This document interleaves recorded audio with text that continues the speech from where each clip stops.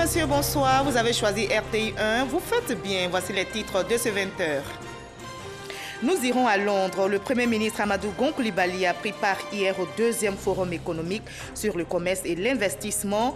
Plusieurs grosses entreprises privées britanniques étaient présentes. Nous verrons les retombées pour la Côte d'Ivoire.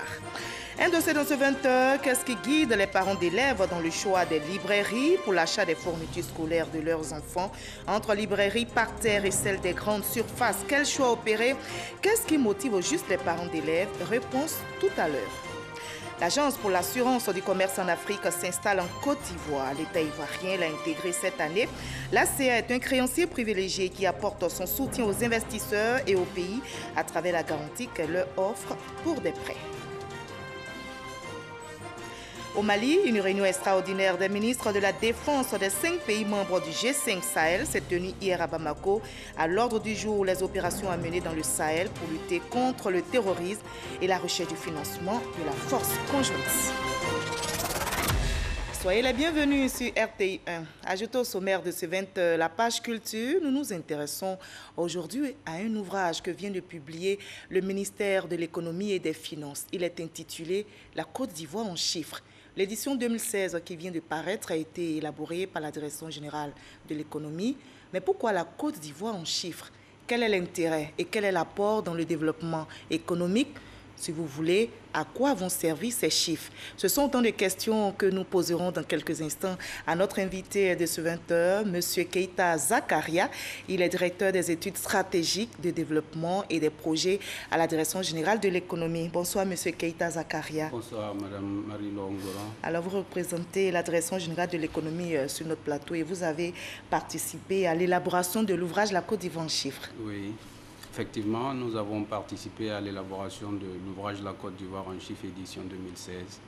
Et à ce titre-là, nous sommes là pour présenter un peu l'ouvrage aux Ivoiriens.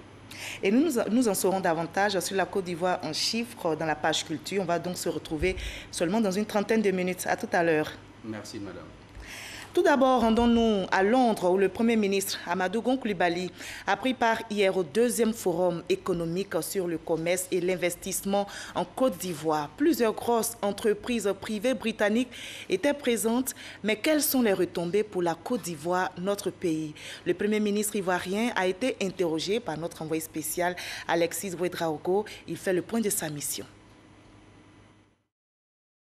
Bonjour Excellence. Nous avons entendu au cours de l'ouverture des témoignages assez édifiants de la Côte d'Ivoire. Quels commentaires en faites-vous?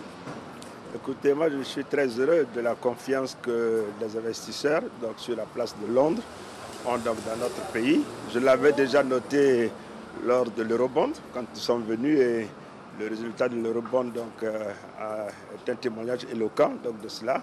Et aujourd'hui, lors de la cérémonie d'ouverture, j'ai noté à nouveau que le monde des investisseurs a fortement confiance dans notre pays.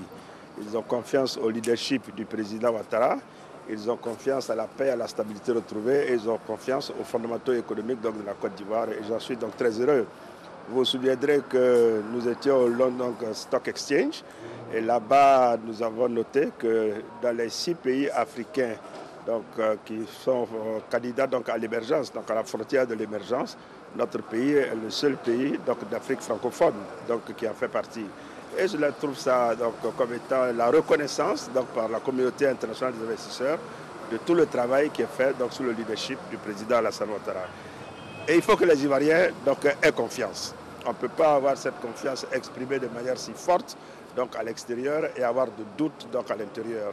Tout le monde doit savoir que nous sommes sur le bon chemin et que nous devons main dans la main travailler à préserver et à consolider la paix et la stabilité pour le progrès économique et social de notre pays. Justement, pour Elodie qui travaille au marché Gouro d'Adjamé et qui ne comprend pas souvent que le Premier ministre aille sur ce genre de rencontres, avec quoi est-ce qu'on rentre pour elle, pour la Côte d'Ivoire? La première fois, nous étions venus chercher des ressources pour financer les dépenses du budget, des dépenses d'investissement, pour faire des routes, pour faire des hôpitaux, pour faire des centres de santé, des écoles, etc. Cette fois-ci, nous sommes venus parler aux investisseurs privés pour qu'ils viennent en Côte d'Ivoire, compte tenu de la réalité de notre pays aujourd'hui, de toutes les opportunités qu'elle offre, Et là, le résultat attendu, c'est en fait la création d'emplois. Vous savez, nous sommes un pays où la problématique de l'emploi existe, un pays de jeunes qui aujourd'hui aspirent à une seule chose, trouver un emploi. Et nous devons déployer tous les efforts pour créer le maximum d'emplois en Côte d'Ivoire. Et cette mission vise essentiellement les investisseurs privés pour créer le maximum d'emplois pour nos jeunes dans notre pays. Mais je suis très heureux de cette mission qui nous a aussi donné l'occasion de rencontrer les autorités britanniques, notamment le ministre pour l'Afrique. Et nous avons eu des échanges sur comment améliorer la coopération entre nos deux pays. Nous avons noté que la Grande-Bretagne est 14e fournisseur et 14e client de la Côte d'Ivoire, que nos échanges commerciaux ont cru d'environ 45% de 2010 à maintenant, mais que nous devons faire encore plus compte tenu de la force de nos économies et de la qualité de nos relations. En tout cas, je suis très heureux de cette visite. Merci. La Côte d'Ivoire, une destination privilégiée, donc, vous l'avez entendu. L'Agence pour l'assurance du commerce en Afrique s'installe donc sur le territoire ivoirien. L'ACA est un créancier privilégié qui apporte son soutien aux investisseurs et aux États à travers la garantie qu'elle leur offre pour des prêts dans les banques nationales et internationales. On en sait plus avec Justine Seikiki. L'Agence pour l'assurance du commerce en Afrique, ACA, désormais en Afrique de l'Ouest.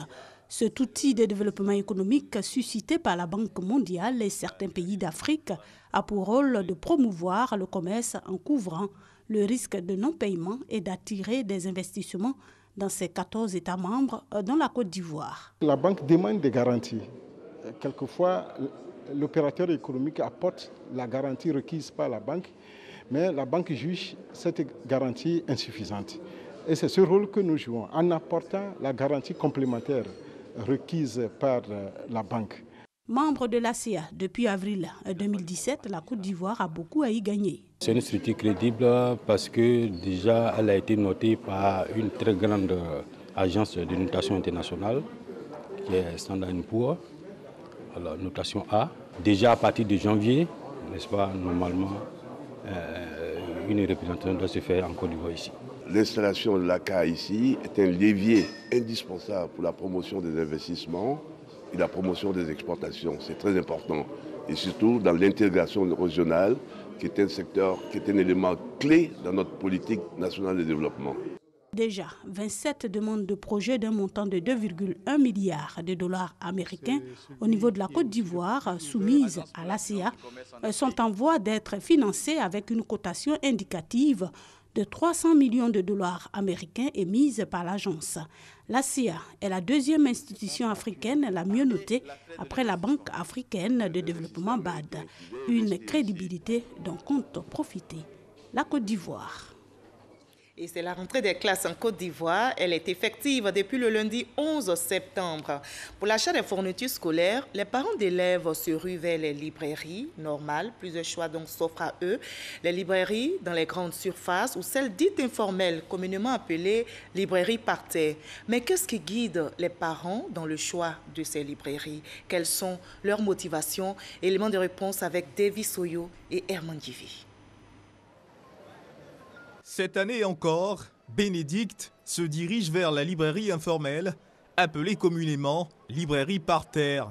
Comme bon nombre de parents, elle est venue choisir des fournitures scolaires pour ses enfants. Quand je viens vraiment ici, j'ai l'opportunité de faire les trocs facilement. Et cela m'arrange encore plus. Ils sont plusieurs parents qui optent pour ces librairies informelles pour permettre à leurs enfants d'aborder sereinement la rentrée scolaire. C'est les mêmes ouvrages qu'on trouve dans les librairies sur la place. Donc c'est la même chose, on ne fait qu'échanger parce qu'avec la situation financière un peu difficile. À chaque rentrée de classe, les étals de ces librairies sont bien achalandés par de nouveaux livres et cahiers. Livres et cahiers avec des prix qui défient toutes les concurrences selon les clients. Pour un livre de mathématiques, il m'a remis ce livre à 2000. Quand je vais à la librairie, je peux avoir ça peut-être à 3 000 ou 4 000. Ça me coûte encore plus cher. Où les vendeurs se fournissent-ils? La réponse des libraires exerçant dans l'informel. Nous vendons les mêmes qualités de livres que les librairies classiques. Et ils font des remises sur les livres neufs. Et il y a aussi des grossistes qui font aussi des remises pour nous. Comme eux, ils ont accepté de nous faire des rabais, on a aussi des pourcentages avec eux. Donc nous allons racheter sur ces grandes surfaces-là et en retour, nous venons les revendre. Des affirmations confirmées par des responsables des librairies modernes. On a un portefeuille de revendeurs qui viennent chez nous, à qui nous faisons une remise conséquente, mais ils ne peuvent pas vendre moins cher que nous. À la librairie par terre, il n'y a pas de prix. Le monsieur peut vous dire pour un livre qui coûte normalement 1500, il peut vous dire que ça coûte 2500. Et s'il fait l'effort de vous ramener ça à 2000, vous pensez qu'il vous a fait une réduction. En réalité, il n'en est rien. Voilà, donc c'est ce jeu-là auquel certains libraires par terre se prêtent. Tous ne fréquentent pas forcément la librairie informelle comme premier choix. Thérèse s'est rabattue sur la librairie informelle par défaut. Je me suis rendue dans une autre librairie à côté, j'ai pris les livres, j'ai vu que les prix étaient abordables là-bas, mais les cahiers n'étaient pas abordables. Donc je suis venue ici pour pouvoir prendre les cahiers. Les librairies modernes ne désemplissent pas également à cette période de l'année. Les rayons de cahiers, de livres et d'autres articles sont pris d'assaut par les parents d'élèves.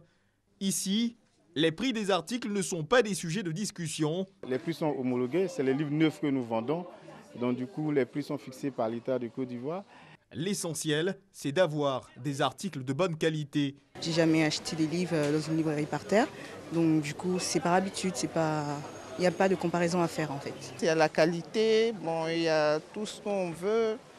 Et franchement, il n'y a pas de différence pour ceux qui vont par terre. On a l'option, on a la possibilité d'avoir les livres de qualité, les livres actualisés, et avec tous les cahiers qu'il faut afin de faire une rentrée beaucoup plus simple.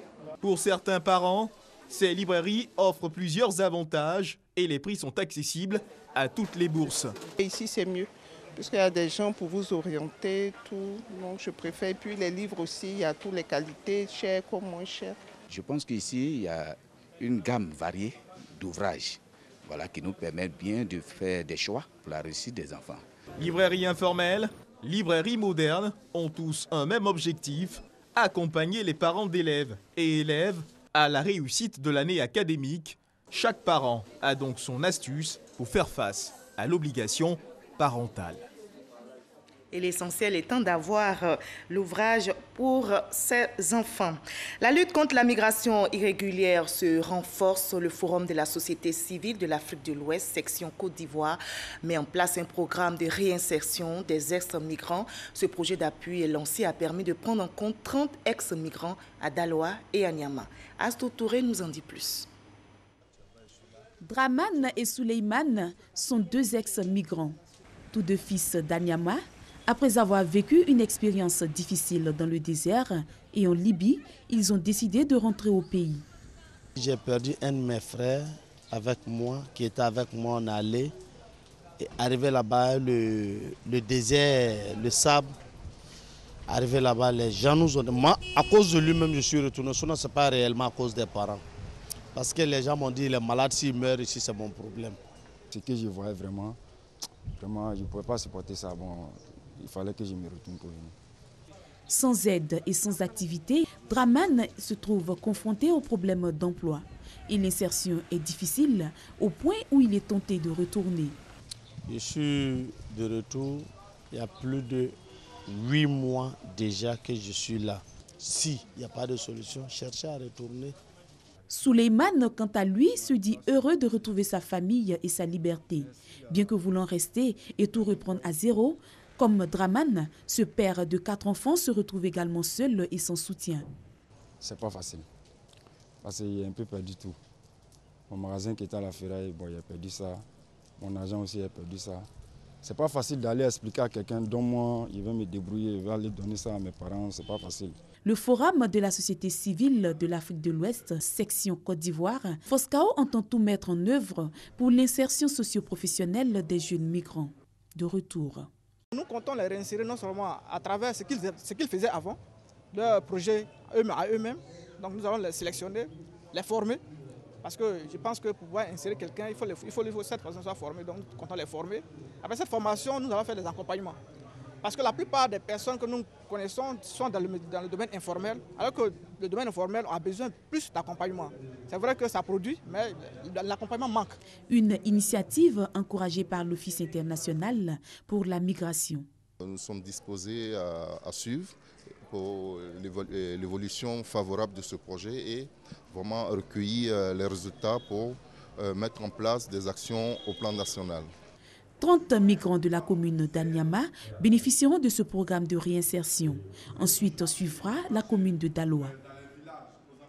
Une autre action qui devrait dissuader la jeunesse à tenter l'aventure de la migration irrégulière. Il existe désormais en Côte d'Ivoire une plateforme dédiée à l'autonomisation de la jeunesse. C'est un outil de développement qui œuvre à leur insertion. Les membres de ce comité ont été officiellement installés et ils ont 4 ans pour réussir leur mission en faveur des jeunes. Chantal Ouma Kandin.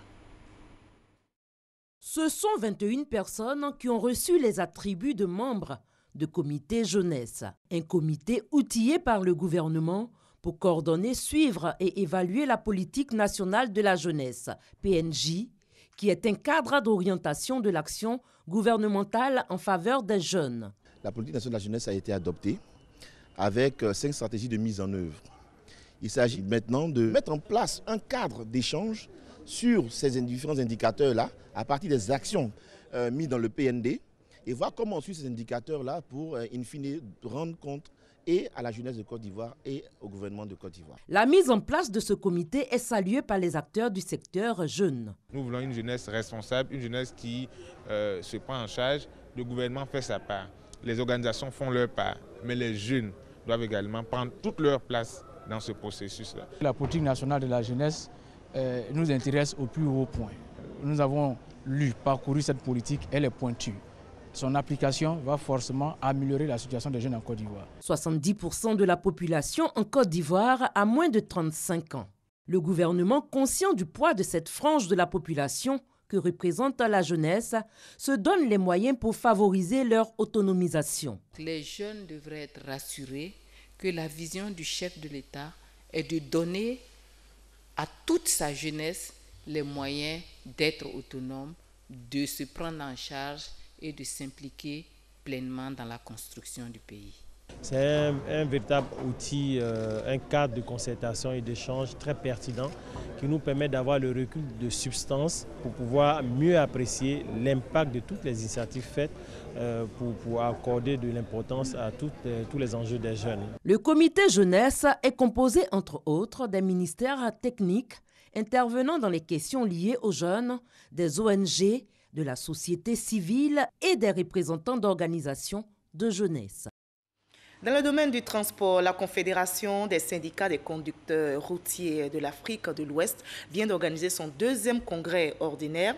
La Confédération veut s'organiser pour une meilleure défense des conducteurs routiers de l'espace CEDEAO. Pour éviter les tracasseries routières, ils veulent mettre l'accent sur le contrôle dans les gares routières avant tout départ vers les autres pays de la CEDEAO. Issa Tchonoyeo.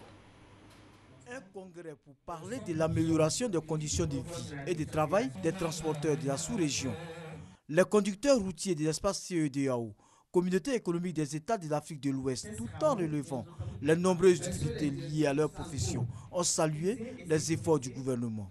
Abidjan-Cotonou, ça fait 908 km. Et le cas, il faisait 3 jours là-dessus. On perdait le temps, on perdait l'argent. Et le frais de route, c'était au moins 1 500 000 francs. Mais avec les efforts de la Chette Kraou, qui a fait une bonne proposition avec la CEDEAO, je vous avoue aujourd'hui, un cas qui quitte ici le matin, à 20h, il est garé à Accra. On gagne aujourd'hui le temps. Les barrages intempestifs et autres tracasseries routières constituent de véritables freins à la libre circulation des marchandises et des biens dans la sous-région. Des dispositions existent désormais en amont pour assurer la fluidité routière. Nous apportons la technicité. Au lieu que les transporteurs partent des gares, il faut qu'ils soient contrôlés avec toutes les forces de défense et de sécurité pour leur permettre de partir tranquillement, éviter les tracasseries, éviter les retards et arriver à l'heure. Les professionnels du secteur du transport et la représentante du ministre des Transports ont salué l'union de tous les syndicats de conducteurs de l'espace CEDEAO. Lorsque ce secteur-là envisage de s'organiser, de mettre en place des systèmes qui permettent donc de prendre conscience et d'aller vers la professionnalisation, nous ne pouvons qu'être heureux. Et ce qui cadre vraiment avec la vision de nos gouvernements et la vision d'intégration qui est en ce moment exprimée par les États d'Afrique de l'Ouest. Sans organisation, il n'y a pas d'ordre. On a besoin d'ordre dans le secteur du transport et vous savez ce qui se passe dans tous les pays du monde. Il faut s'organiser, il faut moderniser, il faut pouvoir donner satisfaction à la consommation. La Confédération des syndicats des conducteurs routiers de l'Afrique de l'Ouest a profité de ce deuxième congrès pour renouveler son bureau. Koné Vassi, président sortant, a été reconduit par ses pairs pour une durée de 5 ans. Notez que la Côte d'Ivoire a fait des progrès en matière de gouvernance politique, de gouvernance des entreprises et démocratie, mais des efforts restent à faire. C'est ce qui ressort d'un rapport, le rapport national d'auto-évaluation. Ce rapport a été publié au cours d'une rencontre initiée par la Commission nationale du MAEP, le mécanisme africain d'évaluation par les pairs. Gabriel Zani. Le rapport national d'évaluation de la Côte d'Ivoire en matière de démocratie, de gouvernance politique, économique et de gouvernance des entreprises a été restitué. De ce rapport, il ressort que le pays a fait des progrès significatifs dans les domaines ci-dessus cités. Au plan des institutions, la Côte d'Ivoire a fait des efforts. Les indicateurs, je pense, de ce point de vue sont verts. Il y a eu plusieurs mesures depuis la reprise des affaires. Les challenges à relever par la Côte d'Ivoire sont nombreux, selon les conclusions du rapport. Ce sont entre autres les mesures d'apaisement des échéances électorales de 2020, l'amélioration de l'environnement et la gestion de la salubrité urbaine, le rôle des jeunes et des femmes au sein des partis politiques, l'indépendance vis-à-vis des forces politiques. Un rapport nécessaire pour le pays. Nous avons travaillé tout le long de l'année avec des parties prenantes sur l'évaluation de la gouvernance en Côte d'Ivoire dans les différents domaines, à savoir le domaine politique, le domaine économique, le domaine des entreprises et le développement social. Donc il était bon que nous retrouvons ces parties prenantes avec lesquelles nous avons travaillé pour leur restituer ce que ces parties-là ont dit dans le rapport. L'évaluation interne de la Côte d'Ivoire s'est faite avec le concours de 4 centres de recherche, le CIREG, le CIRES, le CAPEC et l'IES. Les collectes des données ont été réalisées dans les ménages, les entreprises, les ONG et les institutions. Une transparence qui permet au gouvernement d'apprécier ses politiques. Chaque année, la Commission nationale du mécanisme africain d'évaluation par les pairs produit un rapport sur l'état de la gouvernance dans des pays qui ont signé son protocole d'accord. Elle est la nouvelle présidente du Rassemblement des Républicains depuis le 10 septembre dernier. Henriette Dagri-Diabaté reçoit des félicitations. Elle a reçu à sa résidence le soutien de la communauté à Tchan, Herman Divi. La communauté est brillée, heureuse de la nomination de Henriette Dagri-Diabaté au poste de présidente du Rassemblement des Républicains. Pour lui exprimer cette joie, cadres et chefs traditionnels Hatchans se sont rendus à la résidence de la nouvelle présidente du RDR et dans le respect de la tradition Hatchan, le chef Ngboba Simon, chef d'Abidjan à Djamé et président du collectif des chefs traditionnels Hatchan, exprime la joie de la délégation qu'il conduit. La toute nouvelle présidente du RDR n'est pas restée insensible à ce geste de soutien et d'encouragement des cadres et chefs Hatchan. Que les chefs, les différents chefs de chez moi se soient déplacés pour venir me voir alors qu'on n'a même pas encore fait de programme, c'est un plaisir que j'apprécie énormément. Je vous remercie et merci aussi pour les prières qui me vont droit au cœur. Pour rappel, c'est au terme du 3e congrès du RDR, tenu le 9 et 10 septembre 2017 au Palais des Sports de Trècheville, qu'Henriette Dagri-Diabaté a été nommée présidente du RDR, le Rassemblement des Républicains.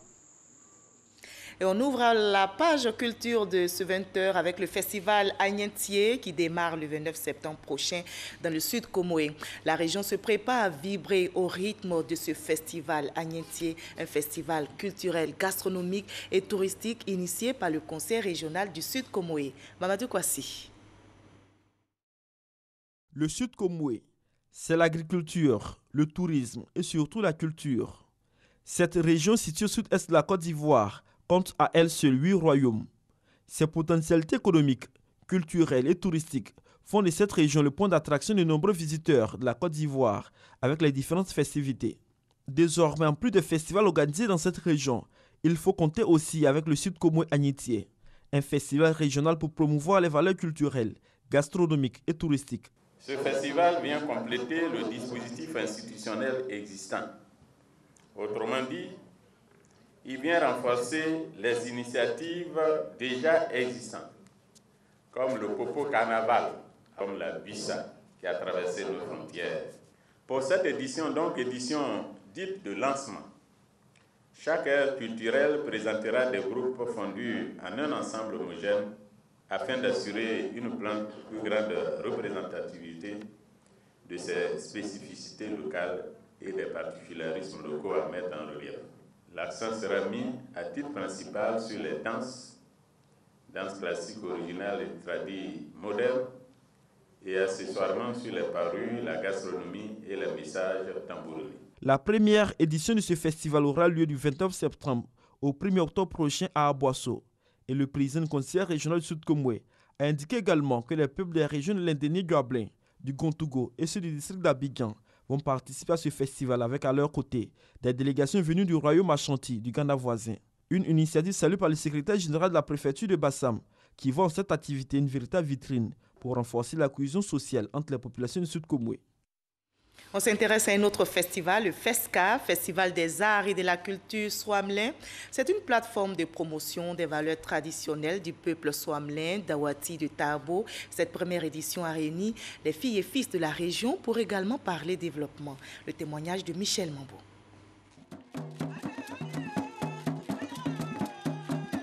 La culture swamlin dans toute sa diversité au Festival des Arts et Culture Swamlin d'Awati, sous-préfecture de Tabo. C'est le premier du genre. L'idée est de faire la promotion des rythmes et valeurs traditionnelles de la région, mais surtout de mettre ce potentiel au service du développement.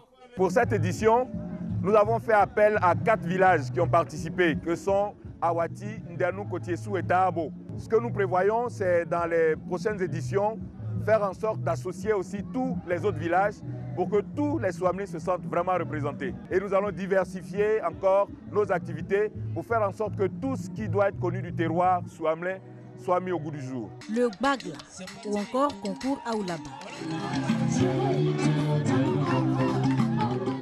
Les danses traditionnelles, les contes et légendes, la cuisine du terroir, des jeux de société. Autant d'activités qui ont réuni pendant 3 jours les fils et filles de la région. La culture au service du développement, l'objectif de ce festival est clairement défini.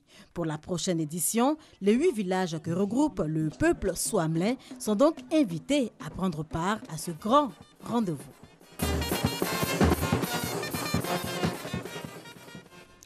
Une quinzaine de films sont à l'affiche au 20e Festival du cinéma africain de Kouriga au Maroc. Quel dynamisme dans l'écriture cinématographique. Élément de réponse avec Franck Quadio, notre envoyé spécial au Maroc. Une quinzaine de projections pour la sélection officielle de ce 20e Festival du cinéma africain de Khoribcha. Le militantisme, le descriptif, l'éloge ou la noirceur des sentiments humains symbolisés par Félicité d'Alain Gomis du Sénégal. Le regard décalé, bref, plusieurs écritures cinématographiques. J'estime que le continent africain étant un continent où il y a toutes les richesses, les enfants d'Afrique doivent bénéficier de ces richesses. J'ai grandi pendant que mon pays, la République démocratique du Congo, était déjà déchiré par des guerres. J'ai déménagé en Ouganda et je me suis dit, je vais faire mon premier film, je vais faire cette comédie sur l'aide humanitaire en Afrique. Woulou, du Malien Daouda Koulibaly, un zoom sur le regard complaisant de la société concernant les trafics de tout genre dans un ciel dominé par le terrorisme et frontières d'Apolline Traoré du Burkina Faso, évocation de la porosité de nos limites frontalières. On se bat de notre manière pour parler de notre culture, pour présenter notre culture à travers le monde. Mais ce film, qui s'appelle Frontières, montre combien l'unité africaine est fragile. Combien la corruption gangrène nos pays. Matière grise et plusieurs films du Rwanda, pays invité d'honneur, et le cinéma d'une autre partie de l'Afrique symbolisé par le Mozambique sur le fond et la forme des avis différents. Il y a une certaine évolution dans la qualité technique des films. Il y a des films qui sont moins travaillés.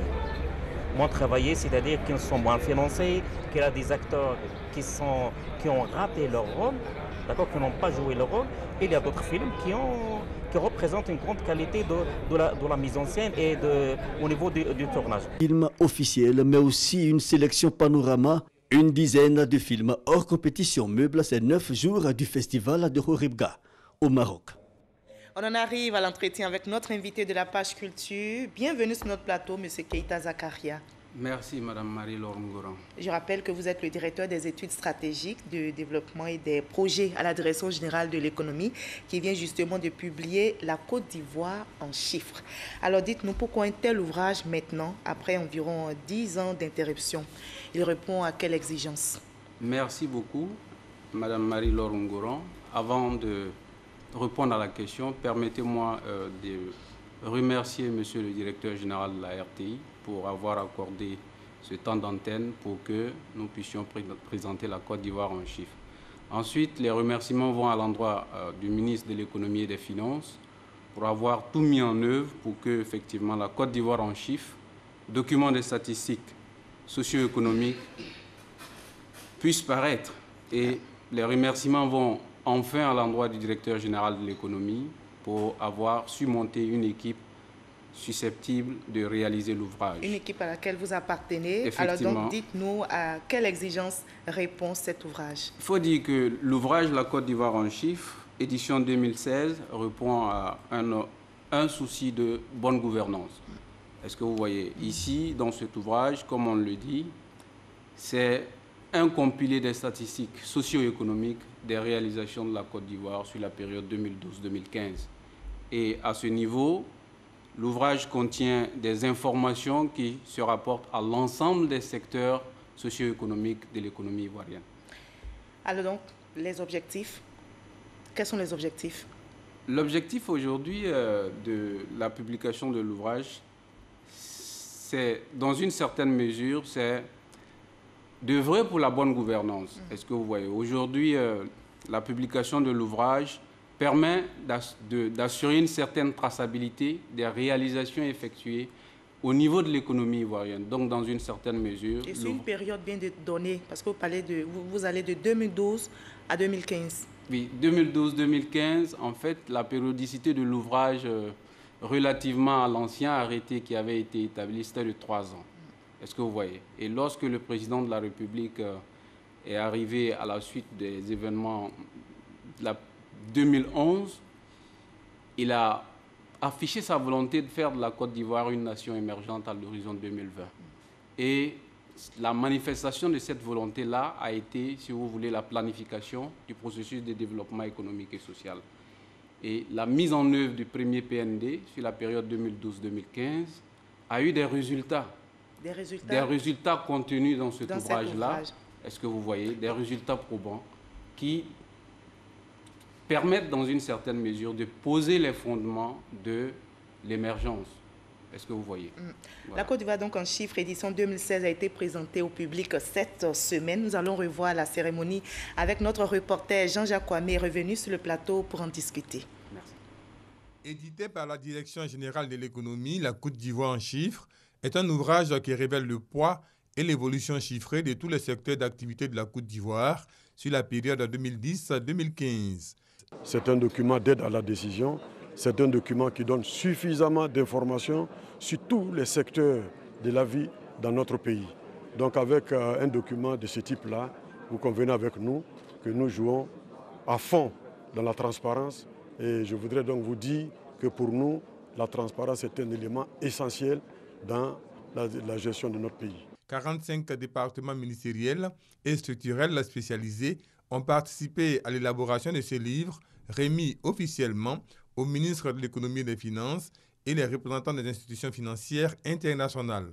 L'ouvrage, de plus de 200 pages, compte 6 parties et 26 chapitres. Après 9 ans d'interruption, la Côte d'Ivoire en chiffres, qui a valeur de carte d'identité, fait ainsi son retour, car l'État a décidé de s'inscrire dans la transparence et la bonne gouvernance. La Côte d'Ivoire en chiffres commence par des généralités. quand on feuillette l'ouvrage, notamment la localisation géographique de la Côte d'Ivoire, son relief, son climat, sa végétation. Vous nous ramenez en quelque sorte à nos cours au primaire. Quelle est la motivation? Qu'est-ce qui a motivé cette démarche? Merci Marie-Laure Ngouran. En fait, il s'agit effectivement de présenter la Côte d'Ivoire dans toute sa diversité. Est-ce que vous voyez? Nous présentons la Côte d'Ivoire, une généralité sur le relief de la Côte d'Ivoire, dans le but de faire la promotion de la Côte d'Ivoire, des opportunités d'investissement. Est-ce que vous voyez? Donc cette démarche-là, de pouvoir, dans une certaine mesure, présenter la Côte d'Ivoire en présentant son relief, son climat, augure de ce que, effectivement, nous présentons les potentialités qui pourraient intéresser les investisseurs. Voilà, ça leur permet donc de connaître notre pays. Effectivement. Alors, les chiffres, la Côte d'Ivoire décrypte donc les chiffres, les performances réalisées par la Côte d'Ivoire sur la période, vous l'avez dit tantôt, 2012-2015. Oui. Dites-nous les secteurs concernés qui ont été décryptés dans cet ouvrage. Oui. Merci de la question. Il faut dire que relativement à l'article 2 de l'arrêté numéro 291 qui portant mise en place du cadre d'élaboration de la Côte d'Ivoire en chiffres, ce document renferme les statistiques qui se rapportent à l'économie ivoirienne dans sa globalité. Les secteurs concernés, il y a le secteur de l'agriculture, il y a l'industrie, il y a les équipements et services et il y a aussi les secteurs sociaux. Voilà. Donc, c'est... Justement, on voit ici plusieurs secteurs, agriculture, transport, société, industrie, finance, etc. Et dans cet ouvrage, vous démontrez les performances réalisées par notre pays. Alors, éclairez-nous notamment sur la croissance de 9% dont vous parlez dans votre ouvrage. Merci de la question. En fait, sur la période 2012-2015, le taux de croissance annuel moyen est de 9%. Est-ce que vous voyez? Voilà, il s'agit de la production de l'ensemble des Ivoiriens. Parce que vous voyez, des différents secteurs d'activité. Et cette production est évaluée à 9%. Alors donc, comment vous calculez? Parce que quand on parle de 9%, pour nous, citoyens lambda, on se dit, mais on ne les ressent pas dans notre quotidien. Alors, comment vous calculez et puis comment évaluer cette croissance dans le quotidien des populations? Bon, merci. En fait, la croissance, si vous voulez, c'est votre production, comment on appelle, votre production en valeur, plus ma production en valeur, plus la production en valeur de l'ensemble des Ivoiriens. Est-ce que vous voyez?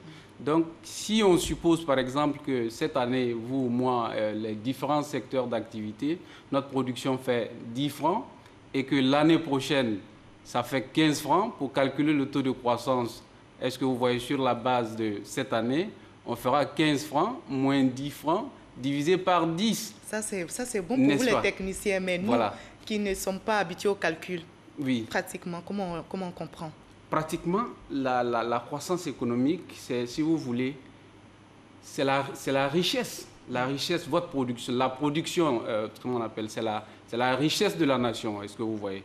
Votre production, plus la production de la vendeuse d'Aloco, par exemple, est-ce que vous voyez? C'est tout ça évalué qui fait effectivement la richesse de la nation et on évalue cela pour, je veux dire, c'est la valorisation de la richesse de la nation, effectivement. Qui donne ce chiffre-là. Qui donne ce chiffre-là. Alors, l'ouvrage La Côte d'Ivoire en chiffres est considéré, on l'a entendu de la part du ministre de l'économie et des finances, comme le miroir expressif du développement de la Côte d'Ivoire. Oui. Comme c'est un miroir, alors dites-nous quelles sont les leçons que vous avez tirées du PND 2012-2015. Merci. En fait, l'ouvrage assure dans une certaine mesure la traçabilité des investissements réalisés dans le cadre du PND 2012-2015. Et comme M. le ministre l'a dit, c'est un outil de bonne gouvernance. Ça permet aux opérateurs économiques de savoir ce qui est fait, ce qui reste à faire et les fonds utilisés, comment ils ont été utilisés. Est-ce que vous voyez? Donc, si vous regardez très bien l'ouvrage, les différents secteurs qui sont couverts mettent en évidence les performances réalisées par la Côte d'Ivoire au cours de la période concernée. Je voudrais qu'on termine cet entretien par cette question que j'ai tirée de votre ouvrage. Vous l'avez certainement lu aussi. Vous êtes demandé, je cite, quelle stratégie, c'est dans l'introduction, quelle stratégie de politique économique les autorités publiques doivent-elles mettre en place pour que le pays, donc notre pays, demeure une destination qui compte pour les investisseurs étrangers? Il s'agit, dans une certaine mesure, si vous voulez, d'être transparent dans la gouvernance économique. Et c'est, si vous voulez, c'est ce que nous avons essayé dans une certaine mesure de réaliser à travers la publication de cet ouvrage pour montrer les réalisations du gouvernement. Le gouvernement n'a rien à cacher. La croissance de tous les secteurs est marquée dans cet ouvrage-là et ceci rassure les partenaires au développement de savoir qu'il y a une certaine traçabilité de la mise en œuvre du plan de développement économique et social en Côte d'Ivoire. Et donc ces chiffres, vous l'avez dit, participent à la promotion de l'économie ivoirienne. Et de la bonne gouvernance. Et de la bonne gouvernance. Merci beaucoup, M. Keita Zakaria, d'avoir répondu à nos questions. Je rappelle que vous êtes le directeur des études stratégiques de développement et des projets à la Direction générale de l'économie, la DGE, donc, qui a publié La Côte d'Ivoire en chiffres. Un ouvrage donc destiné à fournir le maximum d'informations économiques. Merci en tout cas d'avoir été avec nous et à vous téléspectateurs, je vous conseille cet ouvrage, La Côte d'Ivoire en chiffres. Bonne lecture donc. Ne partez pas, vous allez rester avec nous. Nous allons partir au Mali où une réunion extraordinaire des ministres de la Défense des 5 pays membres du G5 Sahel s'est tenue hier à Bamako, venus du Niger, du Tchad, de la Mauritanie et du Burkina Faso. Ils ont planché aux côtés de leurs homologues maliens sur les opérations à mener dans le Sahel afin de lutter contre le terrorisme. Ils ont également évoqué le financement de la force conjointe dont les premiers bataillons doivent être opérationnels d'ici quelques semaines. Cette force comprendra 5000 hommes et le financement de cette force conjointe n'est pas encore bouclé. Fin de ce 20h. Merci à vous tous de votre aimable attention et passez une très belle soirée sur RTI1.